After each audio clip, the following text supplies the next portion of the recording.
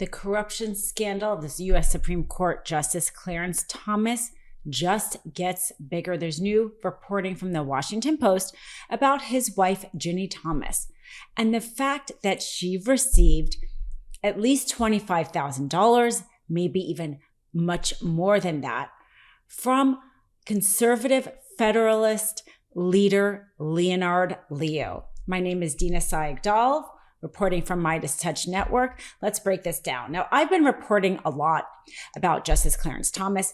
We know, multiple already financing from Harlan Crow, the conservative. So this reporting focuses on his wife.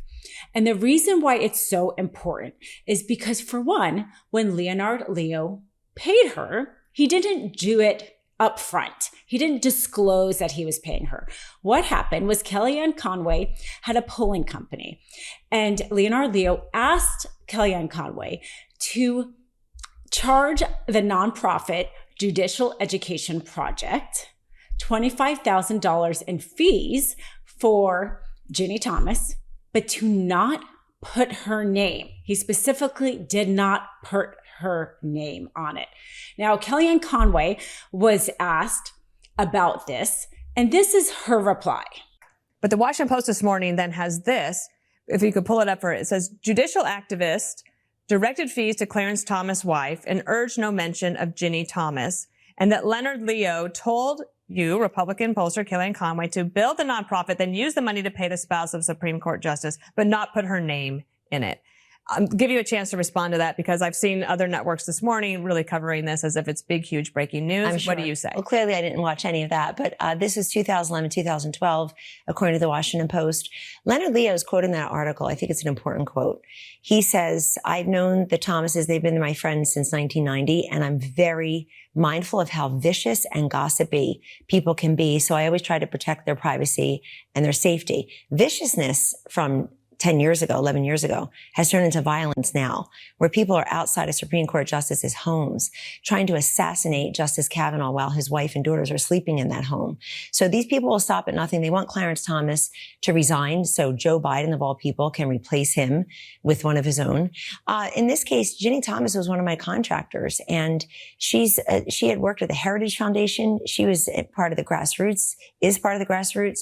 She had worked in the Reagan administration. This is a serious person who for years had worked in public policy. And at the polling company, we did public opinion research and data analytics. We had no business before the court. Mm-hmm. But how do you feel about being dragged into this? I mean, your name is now a part of this. You're no stranger to that. They love it. I'm not a stranger to that. They love to put my name in a headline. Either Kellyanne Conway or Kellyanne Conway's husband seems to be their favorite headlines. But the fact is this, that the Washington Post was looking for me all day yesterday. I want to look them in the eye and tell them I'm aware that you contacted a lot of my former employees, and you suggested to one of them that you go to her home and look at her old emails. That is so beyond the pale, but that's who they are.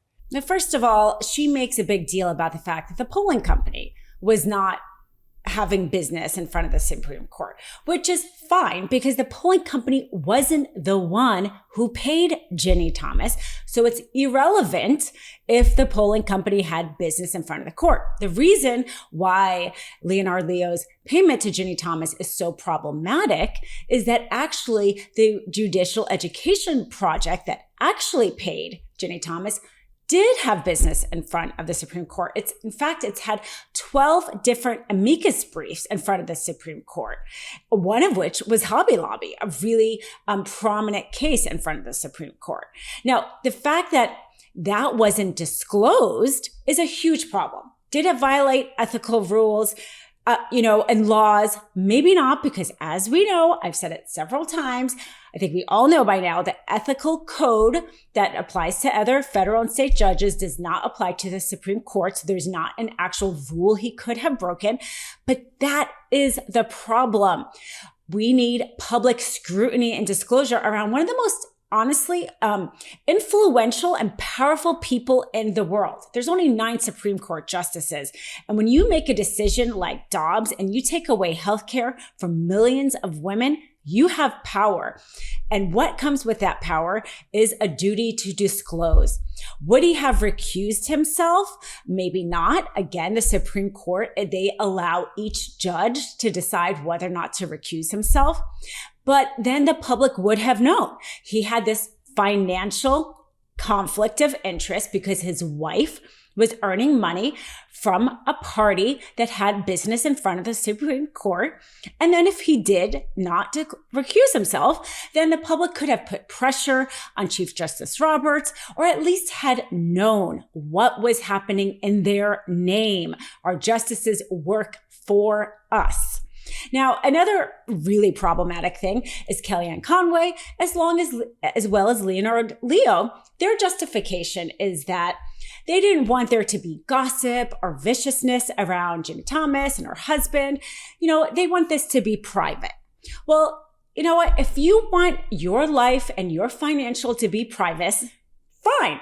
Don't become a public servant.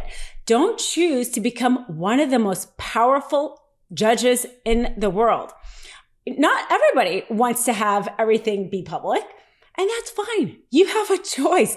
Go into the private sector and don't have any requirement to be public. But when you sign up for a job like this, the public has a right to know whether or not you're being corrupted, whether or not your seat is being bought. The appearance of even being bought hurts the legitimacy of the court. The only reason why the court has influence is because the public accepts their opinions to be law.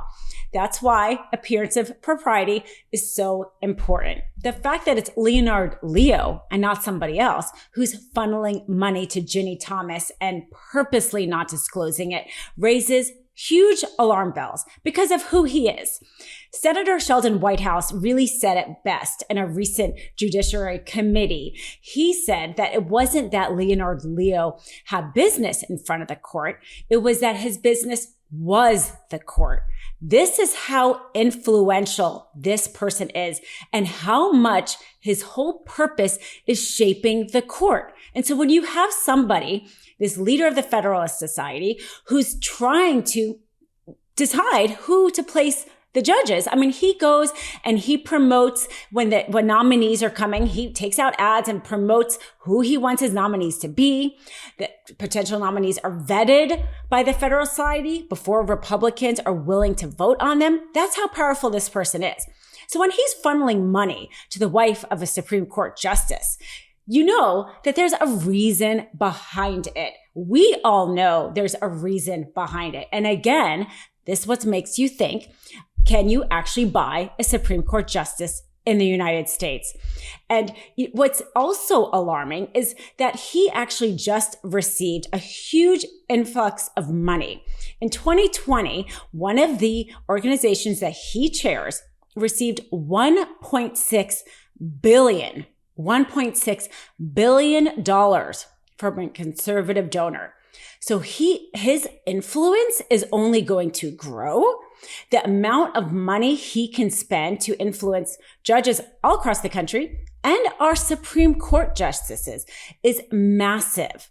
This is why we can't just, ignore this. We can no longer expect the Supreme Court justices to regulate themselves. If Chief Justice Roberts isn't willing to stand in and be more aggressive in terms of what kind of appearance of impropriety he's willing to have on the court, this is going to get to a point where somebody else, whether or not it's Congress or whether or not it's the DOJ, is going to have to come in and stop it, because otherwise the court won't have the legitimacy that it needs in a democracy. Hey, Meidas Mighty, love this report? Continue the conversation by following us on Instagram @MeidasTouch to keep up with the most important news of the day. What are you waiting for? Follow us now.